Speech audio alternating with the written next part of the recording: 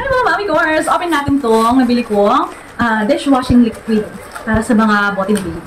So, ito yung second brand na gagamitin natin. And, tingnan natin kung kasing powerful siya nung natin ginagamit ng brand.